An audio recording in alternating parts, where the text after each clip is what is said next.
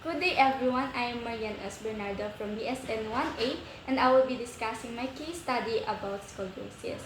Scoliosis is known as growth and is characterized by a lateral curvature which can bend to the left levoscoliosis or right dextroscoliosis. The curvature may vary in shape whether it is C or S shape, with severity assessed by the Cobb angle. The Cobb angle is a measurement in orthopedics that assesses spinal deformity. Let's now move on to the most common types of scoliosis. The first one is idiopathic. This curvature, often accompanied by vertebral rotation, typically occurs in adolescents during pubertal growth spurt. While it is the most common type of scoliosis, its exact cause is unknown and it is thought to result from a combination of genetic, neurological, and environmental factors. In this case, girls are more prone to developing progressive curves, which may necessitate treatment. Several studies explain why girls are more prone to developing idiopathic scoliosis because of the hormonal changes during puberty. The surge in estrogen levels during puberty might contribute to the progression of scoliosis curves in girls. There are three subtypes of idiopathic scoliosis that only bears on the age, onset, and progression. In infantile, typically occurs in children under the age of 3 that progresses during early childhood. In juvenile, develops between the ages of 3 and 10 and are more aggressive than infantile. In adolescent scoliosis, from the word itself, adolescent usually begins between the ages of 10 and 18 and is the most common type. The second one is congenital. Congenital scoliosis is a spinal deformity present at birth resulting from abnormalities in spinal formation during fetal development.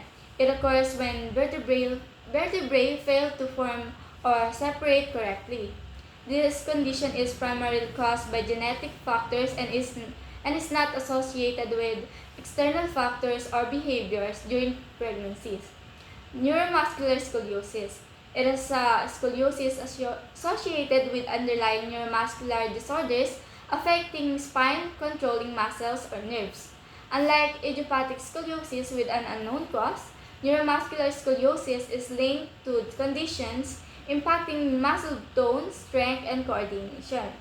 The cause of neuromuscular scoliosis can be identified, typically rooted in neurological or muscular issues. Under neuromuscular scoliosis are neuropathic and myopathic. Neuropathic scoliosis involves diseases that are primarily afflictions of the nervous system, whereas myopathic scoliosis involves muscular disorders. Let's now move on to the anatomy. Scoliosis primarily affects the musculoskeletal system, particularly the spine, causing abnormal lateral curvature. Severe cases may directly impact other organs. The chest cavity may be constrained, affecting breathing. In rare instances, scoliosis can compress the cardiovascular system, leading to heart or blood vessel issues. Additionally, it may influence the neural system, potentially causes neurological symptoms or nerve compression, and affect the gastrointestinal and muscular system, resulting in imbalances and discomfort. Some signs are uneven shoulders. One shoulder may appear higher than the other. The waistline and hips may seem uneven. In more severe cases, as noticeable prominence or hump may develop on one side of the back due to the rotation of the vertebrae. Some symptoms are limited range of motion. Some individuals with scoliosis may experience back pain, although not everyone with scoliosis has pain. Scoliosis can lead to muscle imbalances and fatigue, especially in the back muscles. Severe scoliosis can affect lung function, leading to difficulty in breathing. Pathophysiology.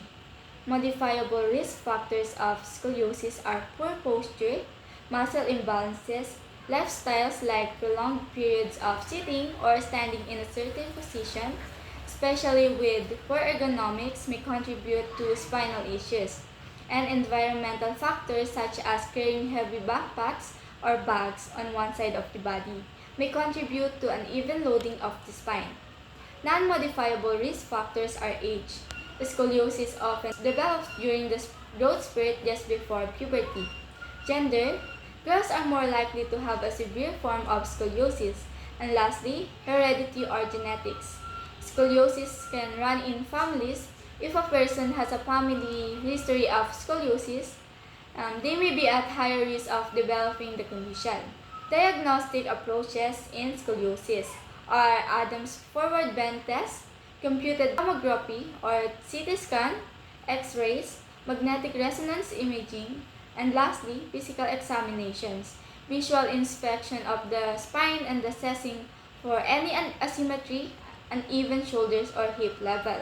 Treatments are physical therapy, monitoring growth, bracing, instrumentation, lifestyle modifications. As a student nurse, here are my interventions in scoliosis. First is to provide clear information to patients and their families about scoliosis, covering its causes, progression, and available treatment options. Promote open dialogue and create a secure environment for patients to share their emotions. Motivate and assist patients in preserving their independence and daily activities to the best of their capability. Emphasize the importance of adhering to prescribed treatments, exercises, and any necessary lifestyle modifications. And lastly, provide emotional assistance by addressing concerns, fears, or psychological effects associated with the diagnosis. In gallery, this is what infantile idiopathic scoliosis looks like, which is a common type of spinal curvature observed in infants, usually from birth to 3 years of age, and it is more prevalent in males than females. Infantile idiopathic scoliosis constitutes less than 1% of all cases of scoliosis. And that's all. Thank you for listening.